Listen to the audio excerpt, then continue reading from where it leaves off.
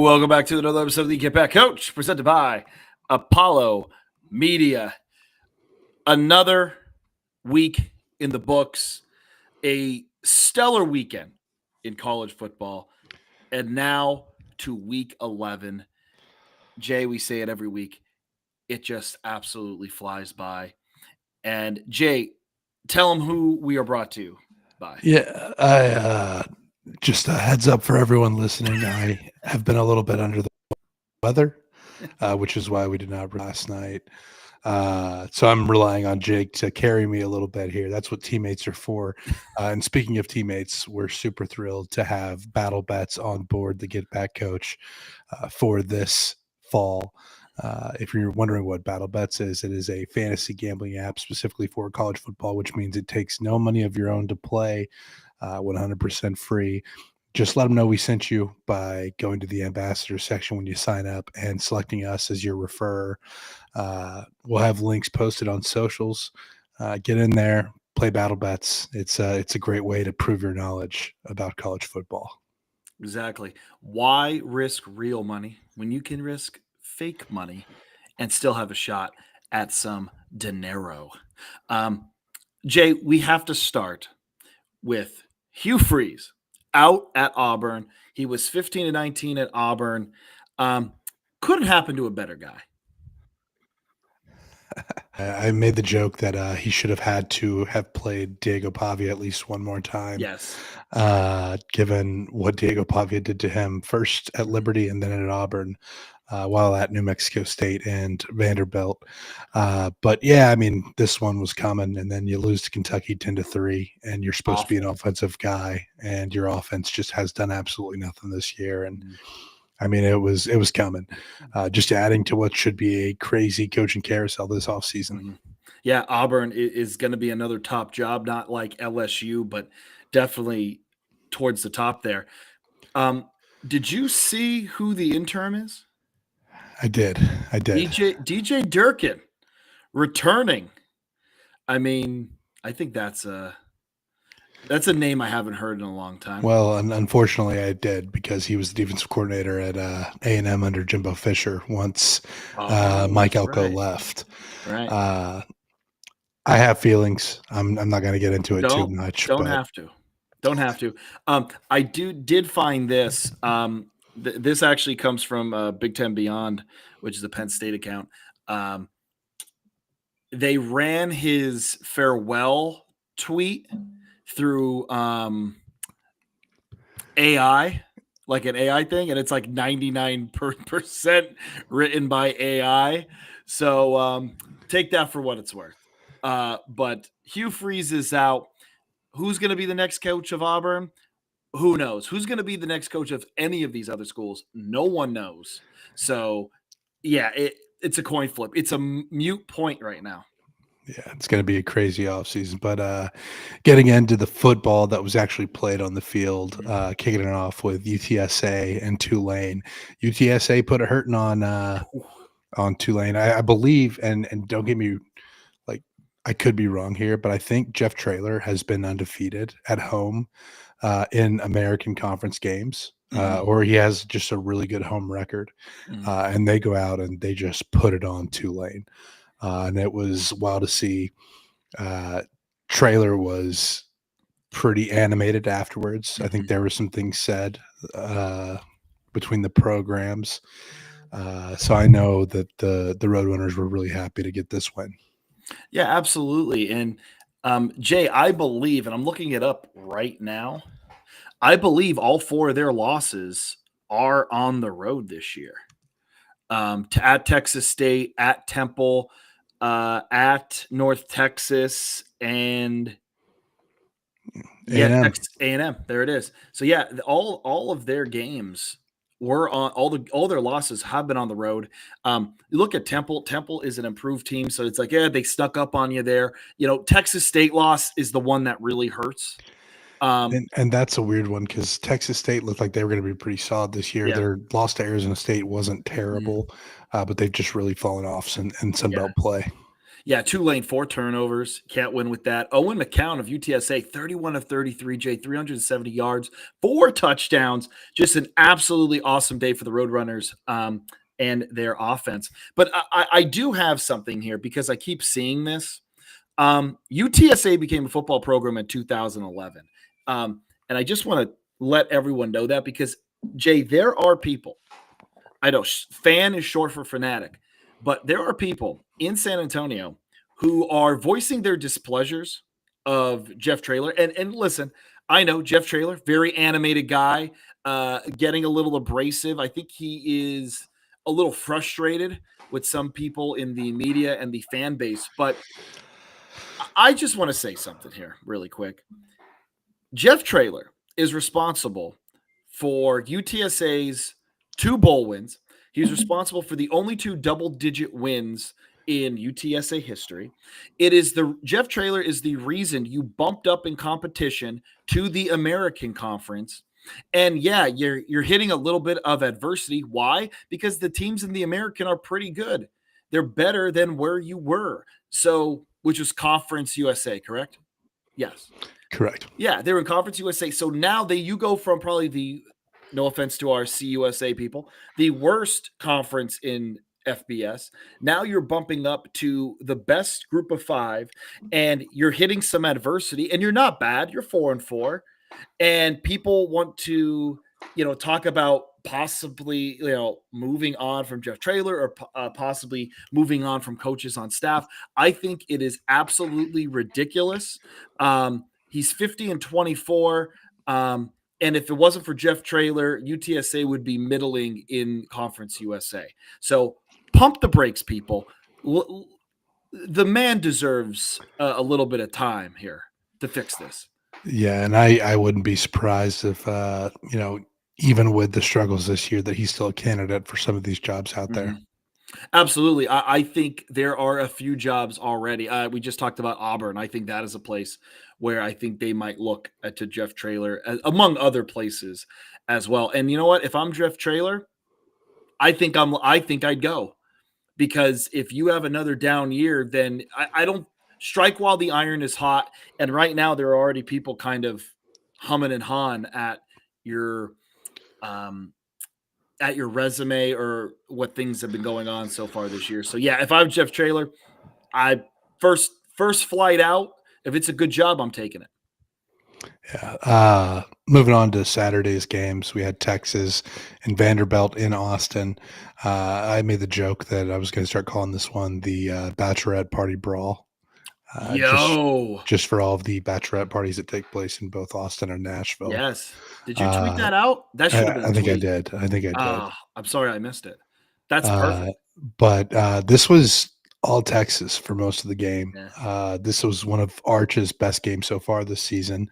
It's one of the offensive line's best games for Texas so far this season, which is probably not a coincidence. But Vanderbilt does make a fast and furious comeback, 34-31. But I think that's closer than what this game actually was. Again, Texas was up 34-10 at one point. Yeah, so this is what I saw, Jay. Texas in the first half, in the third quarter, I mean, getting all after Diego Pavia. I mean, they had 6 sacks, really pressure, defense looked solid. And then Texas makes a bad roughing or unnecessary roughness, a late hit out of bounds. Diego Pavia kind of runs into a Texas player in the end zone when they score. And then it seemed like Vandy was starting to claw their way back. And Texas' secondary and defense in general, I think the last 10 minutes, I don't know what they were doing. They looked confused. They looked like the game was already over. And they are very fortunate that Vandy did not get that onside kick at the end because they almost had it and we're going to set up for a possible Hail Mary ending. But Texas, for 3/4 of that game, looked unstoppable. And then they just let Vandy right back in the game, and Vandy got momentum. Yeah, and I mean that's just the nature of the beast playing these power conferences, right? Like Yeah. anybody's capable of that, and you just have to watch. Obviously, Texas very much still in playoff contention now. Mhm. Tough bit of the schedule ahead. Mhm. You have both Arkansas and Georgia as well as A&M ahead. Will be interesting to see how they finish this out. Moving on to SMU and Miami. SMU pulls off the upset, rushes the field 26-20 in overtime. Man, it feels like Miami again, just kind of slipping away Mhm. in the back half of the season. It's crazy to me because Miami just seems like they drop games like this all the time. And listen, SMU isn't bad. Like SMU is not a bad team, but Miami has the better players. They have the better roster, I think, by far. Um, Two key interceptions in this game. One, I believe, in the second quarter. One at the end. Jay, not Carson Beck's fault. Like hit the receiver in the hands the first time. Second time, receiver drifts back and just allows the defensive back to kind of undercut him for the interception. Um, I thought Beck played well. Listen, Jennings was, I mean, he was doing enough. I mean, they were 44 passing attempts for Jennings is a lot, but they couldn't run the football. And that's kind of how SMU stayed in this game. Oh, yeah. One last thing with Beck. Two interceptions, not his fault. Don't really love his response about his offensive coordinator. Seems it's kind of like I just do the calls on play. Like, kind of sounds like he's throwing his coach under the bus. Don't love that, but those two interceptions are not on him. But yeah, Miami just seems like they are always in these spots where they're just letdown games. Like, Yeah, I don't know. especially the back half of the season, and I think Yeah. it kind of goes back to what we talked about with Mario Cristobal and the game management. It just feels like it always catches up to him. But Mhm. moving on, the world's largest outdoor cocktail party, Mhm. Georgia beats Florida 24-20. This game's always, it feels like a little Dude, chaotic. Uh, I want to go to this game so bad.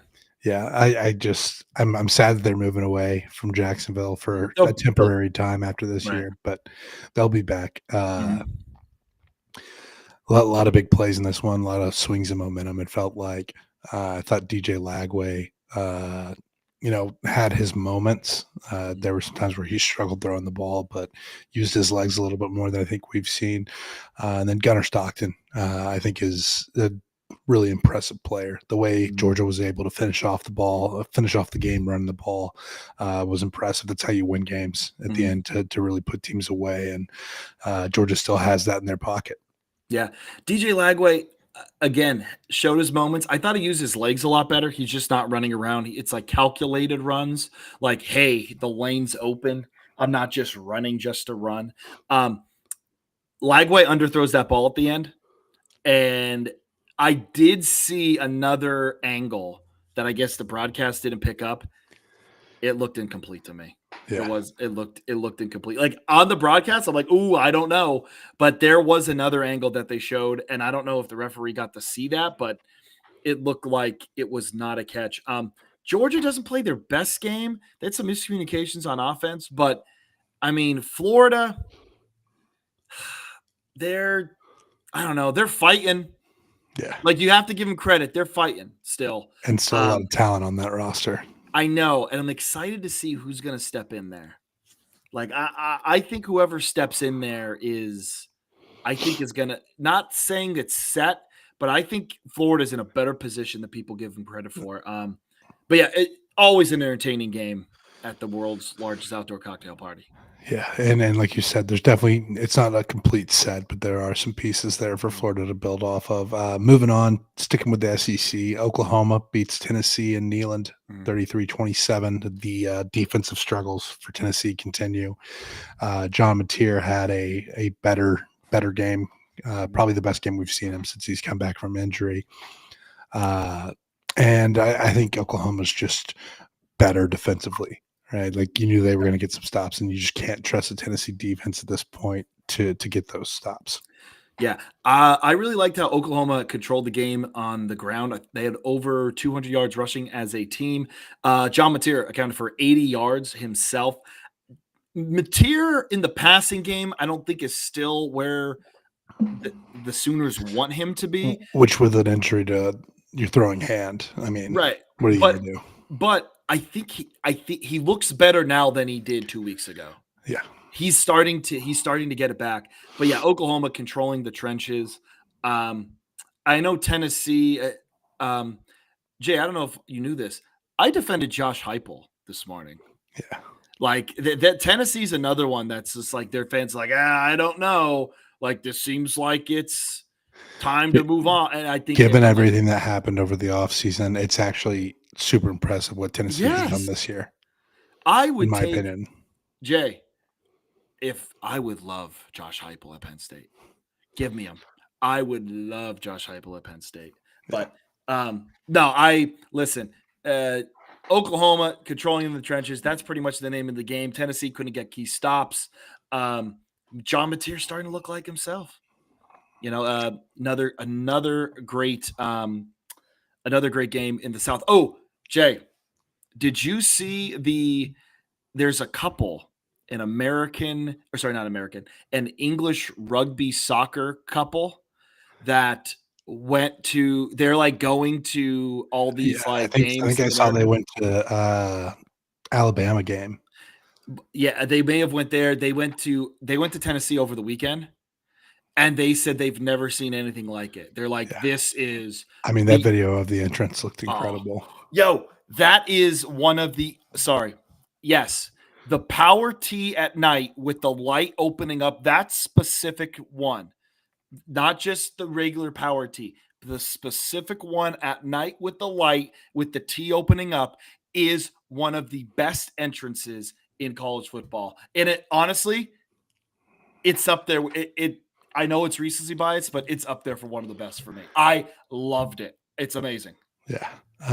It was just, that's the atmospheres that we talk about that we love with college football traditions. But speaking of traditions, we got a good old field storming in Raleigh. North Carolina State knocks off Georgia Tech to spoil their undefeated season. 48-36, the Wolfpack win.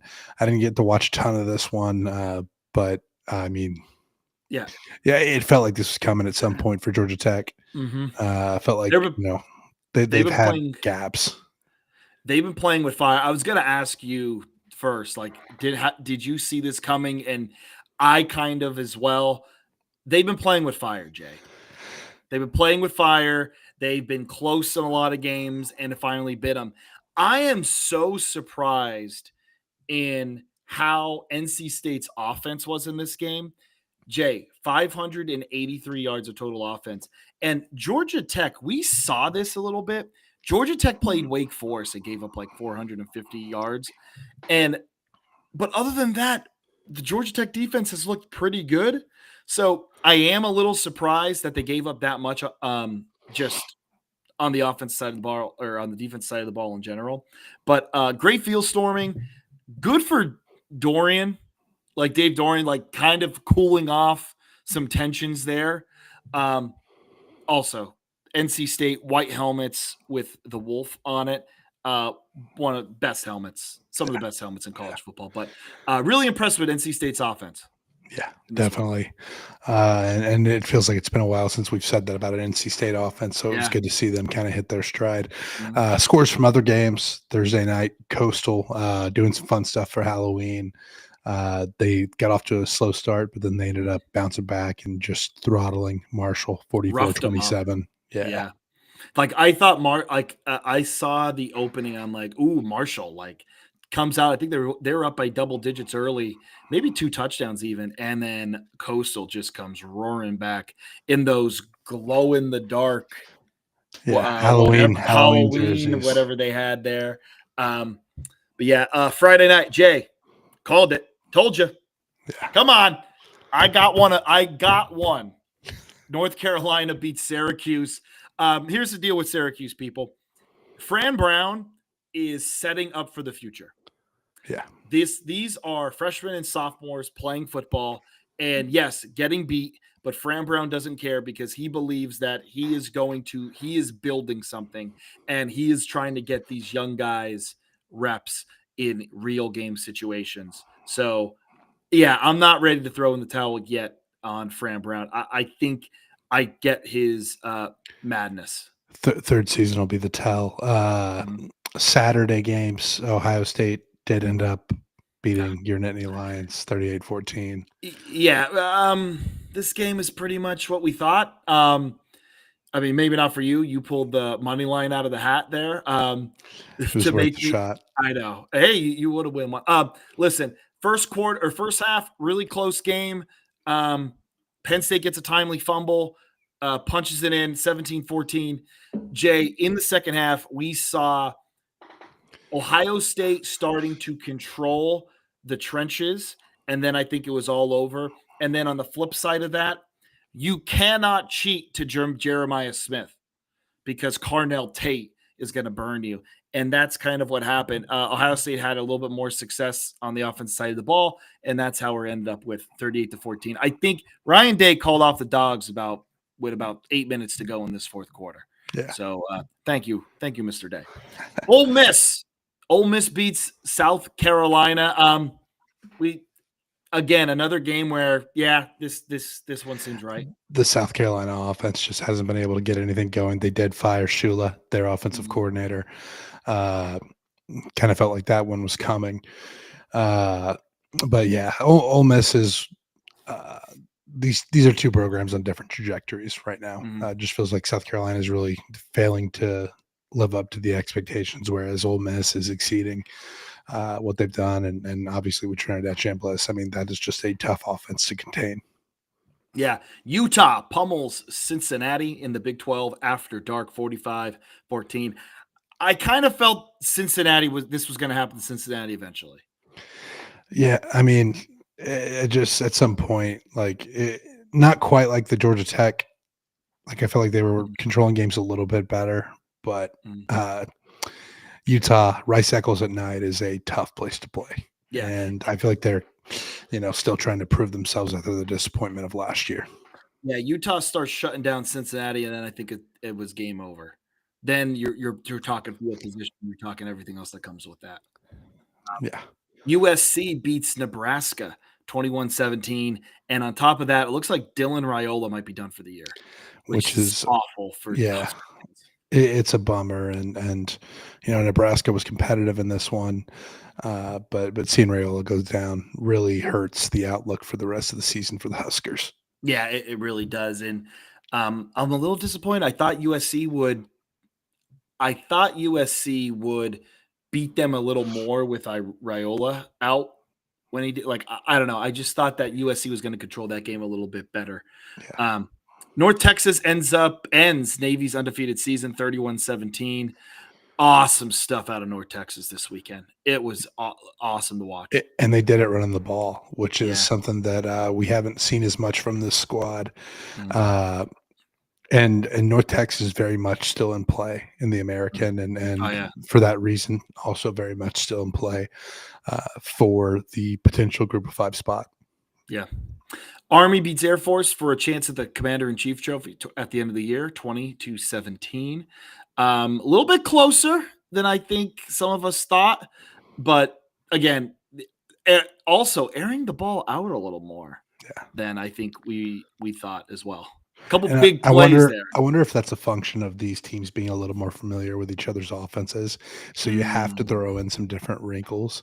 And that's why, because earlier this year, we saw Navy and Air Force air out the ball a little bit more as well. So I wonder if that plays a role in it. And you know what? I'm a little curious here. Let's see here. Oh, this is only a 1.5 point spread. Struggled this let's year. See. Passing. Air Force passed for 161. Army passed for 102. Quarterbacks for Army, 5 of 9. Air Force, Zarka, 13 of 17. So not bad. A little bit of error. Underneath from the Air Force. Duke knocks off Clemson 46-45. And it seems like Dabo is at the end of his rope at this point. He seems lost for what's going on, and just another loss for this disappointing Clemson team that I think a lot of us had going to the playoffs. Penn State Clemson was my national title. It's a bad year to say returning production is like, that's usually my key, Jay. Returning production is what you look at, is what I like to look at, and it is proving me wrong, except for those Kennesaw Owls. But Kennesaw State. Anyway, yeah, Jay, Duke got a gift at the end of this one. So pass interference on Clemson sets up the Duke touchdown, and then Manny Diaz goes for 2 and the win. And the Duke Blue Devils win in Death Valley 46-45. Both D's kind of disappointing this year. You'd think the defense at Duke would be a little bit better with Manny Diaz at the helm. And Clemson, I don't know what's going on because they have talent everywhere. I don't know what Tom Allen, and I don't know what they're doing. Yeah, just tough. Arizona State beats Iowa State 24-19 in the Big 12. Big win for Arizona State, just to, there aren't too many, as much parity as there is in the Big 12. Every win means a lot. And I know Iowa State's banged up, but this is a meaningful one for that program. Yeah. Also, Jay, I have a question for you. Dillingham says he's giving his team the entire week off. The entire week. Now, we've both been a part of college football, obviously at totally opposite ends of the spectrum. The entire week? It's wild. I've never seen it. I kind of love it. I kind of like it. I don't think I don't know that it'll work out, but I know. love the idea behind it. I like the idea behind it. Here's the thing, Jay. You've probably had teammates. I've had teammates. When I was coaching, I had players. You give them a whole week off. There's no trouble. There's it's like watching The Last Dance where they're like Dennis Rodman needs a day off and he goes to Las Vegas and it's like only God knows what's going on there. I like the idea of Dillingham. That shows me that he knows his team. But a little story for you. Back in the 2000s, Penn State, really bad year, Jay. Like 2 wins on the whole season. And they canceled practice like the last 2 days. One day was like a recovery day. They just whatever. The Friday or whatever before the game or Thursday before the game, instead of practice, they stayed in and read Shakespeare. And then they beat the crap out of Michigan State. So it's like who knows? Poet Society. Yeah, it's like I don't know. Maybe it'll work. I'm interested to see how Arizona State's going to respond after their bye. Very interested to see. And Jay, you are now up with the FCS Minute. Yeah, number 2, Tarleton State got upset last week by Abilene Christian. Just one of the really fun rivalries that's in the United Athletic Conference there in FCS. Big win for Abilene Christian, who is a ranked squad as well, but knocking off the number 2 team in the nation. Good feather in their cap. And then for this week, highlighting North Dakota State, number 1 team in the country at number 13 North Dakota. Great interstate rivalry, 1 p.m. Central Time on ESPN+, so tune into that one. Very nice. And now we get into our slate for the week. Right now, as we're recording, or in about 30 minutes. So if you're listening to this on Wednesday morning, I'm sorry, you missed it. You missed the Battle of the Bricks. Miami of Ohio at Ohio. DeQuan Finn versus Parker Navarro. 2 Maction legends going at it on Tuesday Night Maction.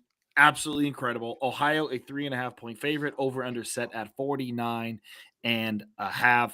And I like the over here, Jay. Over 49.5. Yeah, with both of these quarterbacks being as talented as they are, hard not to take. Should be a really fun, hard-hitting matchup, these 2 teams. Obviously, the rivalry you mentioned.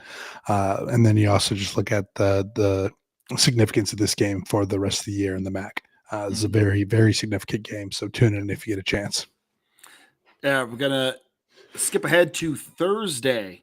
UTSA at USF. South Florida is a 12.5-point favorite. Over under set at 68.5. In South Florida, big win from UTSA. Give me South Florida to cover the spread. Yeah, we talked about those road woes. I also like South Florida to cover in this one. Yeah, it may be the over. Maybe. We'll see. Friday night. I'm excited for this one, Jay. I'm very excited. Tulane at Memphis. Memphis is a 7-point favorite. Over under set of 55.5. Jay, I like Green Wave to cover Tulane +7. And I also like the over here, 55.5. Yeah, this should be a really fun. We've talked about how tight the race is at the top of the American. Yes, Tulane just had a big setback on the road at UTSA, but this is still a very meaningful game as well. Going to be interested to see what the Green Wave does on the road against Memphis. I'm actually going to take Memphis to cover in this one. Oh, okay. Let's move on to Saturday at noon. Indiana travels to Happy Valley, or Sad Valley, as we're calling it now. Penn State is a 13.5-point dog at home. Wow. Over under set at 49.5. Jay, Penn State plus 13.5. You can book it. And also, Jay, this is me this week. Just because there's value there, and I believe we're sprinkling the money line. A little money line. Sprinkle the money line because I do believe Penn State can win this ball game. Indiana has had a little bit of trouble on the road, not really at Oregon, but at other places, their offense has been stagnant. Penn State is going to pressure Mendoza. They are getting better. These young guys that are filling in are getting better. I believe Penn State is going to beat Indiana and ruin their undefeated season because, Jay, Indiana is not, after this week, win or lose, they are not going to lose another game until the Big Ten championship. This is their loss, and this is the loss that they're going to regroup and say, okay, we're not as good as we think we are. This is their wake-up call game. Yeah. Penn State plus 13.5, and I like the money line. Yeah, it does feel like the Hoosiers are going to stumble at some point. I'm not riding with you on this one. I will take Penn State to cover, though. I love it. Oregon at Iowa. 6.5-point dog at home. Over under 40.5. I kind of like the under. I'm taking the under in this one. I think it's going to be a defensive battle. And when is this game? 3:30? I think it's a 3:30 game, I believe. And anytime an opposing team has to go to Kinnick, I mean, you're asking for trouble. And it's going to be dark. It's going to be dark after halftime. Yeah. Give me Iowa +6. You know what? Give me Iowa +6.5 as well. But I do like the under more. I like the under 40.5 more. BYU at Texas Tech, massive Big 12 implications. Top two teams in the conference at this moment. BYU still undefeated. I think Texas Tech hands them their first loss, but I do think BYU covers. Texas Tech to cover. Texas Tech minus 10.5. There you go. Jay, this is a big one for you. Yeah. Aggies go on the road. Number 3, Texas A&M at number 19, Mizzou. Texas A&M opened this as a 5.5-point favorite. It's up to 7 now. Obviously, Bo Prabula done for the year. So you have a new quarterback in. You wonder how that's going to change up the offense. I think this is going to be a low-scoring affair in Columbia. I like my Aggies to take care of business just because of the way this season has gone. I think that bye week after LSU came at a perfect time. You come back down to earth a little bit after the big win, set up for the end of the season perfectly. Yeah, I like the under, like you said, 48.5. I feel like, shouldn't this line be more? Like, shouldn't this line, without Bo Prabula, shouldn't this line be more in A&M's favor? Yeah. That's, I don't know, it smells to me. I feel like a lot of people are going to be pouring money on A&M because Prabula's out.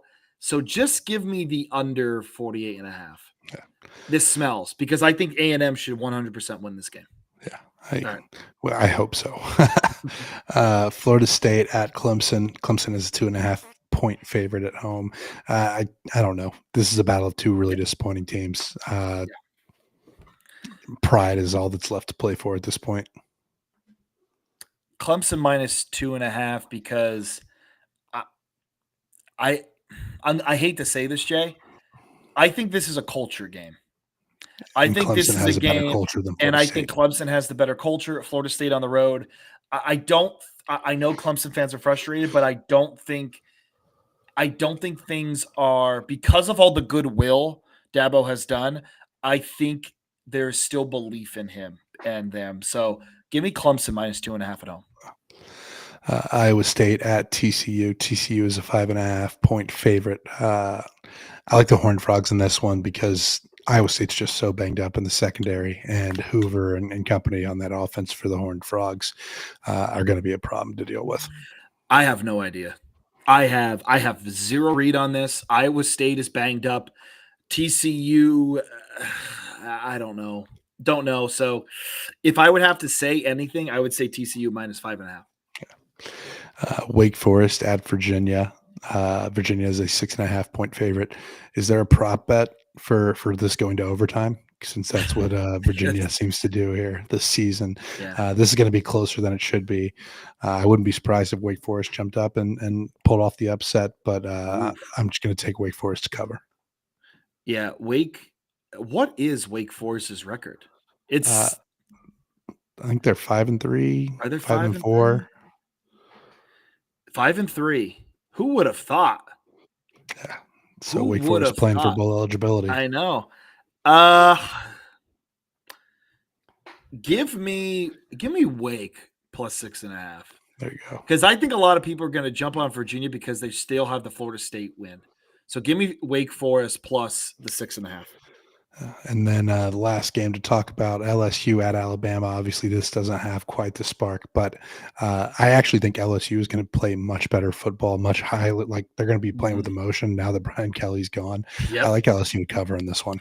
I love LSU plus 10.5. I really love. I think they are going to come out fired up. I think they're going to. I think their coach got fired and they're going to play their tails off. And I think Alabama might be and DeBoer has had struggles against unranked teams, which is another thing to think about. Not saying Alabama's getting complacent. I just think it's like this seems like an Alabama's going to let them hang around. So I like LSU plus the 10.5 this week. There you go. And Jay, before you land this plane, I just want to say an absolutely incredible job. This is your flu game. This is your, pulling yourself up by the bootstraps and through the sickness, through the puffy sweat that I see beaming off of your face, that you powered through this episode. And I got to thank you, brother.